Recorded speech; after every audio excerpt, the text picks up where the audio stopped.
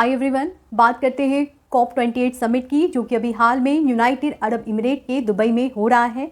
और वहाँ पे COP28 समिट में हमारे प्राइम मिनिस्टर नरेंद्र मोदी जी पहुँच चुके हैं। समिट में UNFCCC यानी United nation federation for climate change conference participate कर रहे हैं। इंडिया भी United nation framework for climate change conference countries का पार्ट है। समिट में 3 इंपॉर्टेंट टॉपिक पर बात होने वाली है। पहला है इंडस्ट्रियल डीकार्बनाइजेशन, जिससे इंडस्ट्रियल कार्बन डाइऑक्साइड प्रोडक्शन को कैसे कम किया जाए और उसके अलावा कैसे ग्रीन एनर्जी की तरफ मूव किया जाए। India greatest green house gas emitter है और साथ में इंडिया रिन्यूएबल एनर्जी वर्ल्ड का 25% कंट्रीब्यूट करता है। सेकंड टॉपिक है innovation for climate action. Climate change जो बहुत तेज़ी से हो रहा है उसे कैसे रोका जाए, इस पे इनोवेशन लाया जाए, न्यू टेक्नोलॉजी लाई जाए। अभी हाल में COP28 समिट में ग्रीन क्रेडिट इनिशिएटिव की बात की है।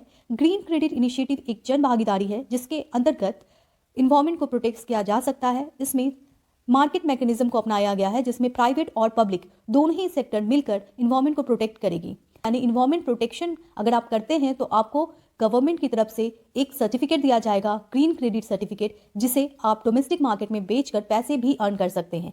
ग्रीन क्रेडिट इनिशिएटिव स्टार्ट किया गया अक्टूबर 13, 2023 को by the ministry of environment, forest and climate change. Green carbon credit initiative के अंतर्गत सरकार जो है वो 2 इंपॉर्टेंट स्टेप लेगी। पहला तो है वो है वाटर कंजर्वेशन, जी हाँ, पानी का बचाव करना, और दूसरा जो मोस्ट इंपॉर्टेंट है वो है एफॉरेस्टेशन यानी पेड़ लगाना।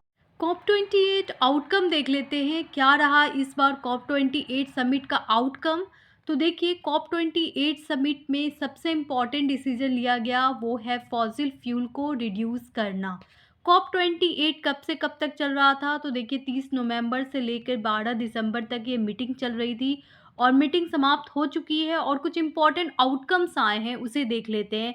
तो देखिए, इसमें फॉसिल फ्यूल को कम करने की बात की गई है। हमारे प्राइम मिनिस्टर नरेंद्र मोदी जी ने खुद कहा, इस बार इस मीट में उन्होंने अनाउंस किया कि फॉसिल फ्यूल को रिड्यूस करना बहुत ज़रूरी है, क्योंकि इंडिया को बार बार क्रिटिसाइज़ किया जा रहा था कि इंडिया में कोल की प्रोडक्शन बहुत ज़्यादा है, इससे कार्बन डाइऑक्साइड इमिशन बहुत ज़्यादा होता है। तो इस पे हमारे प्राइम मिनिस्टर नरेंद्र मोदी जी ने कहा कि कोल सिर्फ रिस्पॉन्सिबल तो नहीं है, डिफरेंट फ्यूल्स भी रिस्पॉन्सिबल है, जैसे पेट्रोलियम है, नेचुरल गैस है। इनफैक्ट अमेरिका तो वर्ल्ड का 25% से एवं नेचुरल गैस प्रोड्यूस करता है, तो सिर्फ कोल कैसे रिस्पॉन्सिबल है। तो इसीलिए इस बार पूरी एक डिसीजन ली गई है पूरी कंट्रीज़ के द्वारा, क्या, तो फॉसिल फ्यूल के प्रोडक्शन को कम करना है, उसके यूज़ को कम करना है, क्योंकि फॉसिल फ्यूल जो है वो इन्वायरमेंट पे इम्पैक्ट डाल रहा है। तो यहाँ पे बहुत ही इम्पॉर्टेंट डिसीजन लिया गया है, रिडक्शन ऑफ फॉसिल फ्यूल। ठीक है, तो ये बहुत इम्पॉर्टेंट है। इसी में एक और इम्पॉर्टेंट बात कही गई है, वो है मीथेन इमिशन को कम करना है। जी हाँ, मीथेन की जो प्रोडक्शन है, इमिशन है, जो इन्वायरमेंट में मीथेन गैस अवेलेबल है, उसको कम करना है, क्योंकि वो एयर पॉल्यूशन का एक फैक्टर है। ठीक है, तो इस पे सारी कंट्री मिलकर एक फ्रेमवर्क तैयार करी है कि एग्रीमेंट हो रहा है। तो ये है COP28 का important outcome, reduction of fossil fuel. अगर हम दूसरी इम्पॉर्टेंट आउटकम की बात करते हैं, तो देखिए इस बार COP28 मीट में लॉस एंड डैमेज फंड को ऑपरेशन किया गया है। ये बहुत इम्पॉर्टेंट है। COP27 समिट जो कि इजिप्ट में हो रहा था पिछले साल, वहाँ इस बात पे मतलब सभी कंट्री आए थे, लॉस एंड डैमेज फंड, लेकिन उसे ऑपरेशन नहीं किया गया था। इस बार क्या किया गया है, इसे ऑपरेशन में लाया जा रहा है, लॉस एंड डैमेज फंड। अब लॉस एंड डैमेज फंड क्या होता है, इसे थोड़ा समझ लेते हैं। तो देखिए, लॉस एंड डैमेज फंड क्या होता है। लॉस यानी कि घाटा, एंड डैमेज, तो क्योंकि इन्वायरमेंट बहुत ज़्यादा इम्पैक्ट हुआ है। कैसे इम्पैक्ट हुआ है, तो सबसे ज़्यादा इम्पैक्ट करने वाले तो डेवलप्ड कंट्रीज़ हैं, क्योंकि उन्होंने बहुत ज़्यादा कार्बन डाइऑक्साइड इमिट किया है, बहुत ज़्यादा कार्बन डाइऑक्साइड इमिशन किया है। कंपेयर करते हैं हम लोग अगर डेवलपिंग कंट्री से, तो ऐसे में जो बर्डन है, जो फिनेंशियल बर्डन है, वो भी डेवलप्ड कंट्री पे ज़्यादा होना चाहिए compare to less developed countries और डेवलपिंग कंट्रीज़। लेकिन ऐसा नहीं हो रहा है, तो इसी संदर्भ में ये बात कही गई है और लॉस और डैमेज फंड को ऑपरेशन में लाया जा रहा है।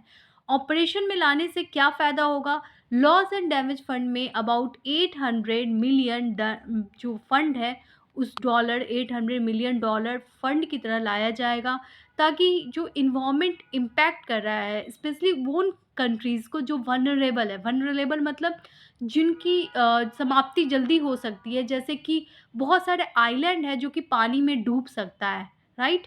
जैसे मालदीव आप ले लो, या बहुत छोटे-छोटे कंट्रीज़ हैं जो कि नेचुरल डिज़ास्टर के कारण ख़त्म हो सकता है, ऐसे कंट्री को बचाना बहुत ज़्यादा मायने रखता है। आपको याद होगा कॉप 27 समिट में प्राइम मिनिस्टर नरेंद्र मोदी जी ने इसी बात पे फ़ोकस किया था। तो इसी को आगे बढ़ाया जा रहा है और ऑपरेशन में लाया जा रहा है लॉस एंड डैमेज फंड। तो इसके संदर्भ में 4 साल तक वर्ल्ड बैंक ने भी बोला है कि वो फंड देगा।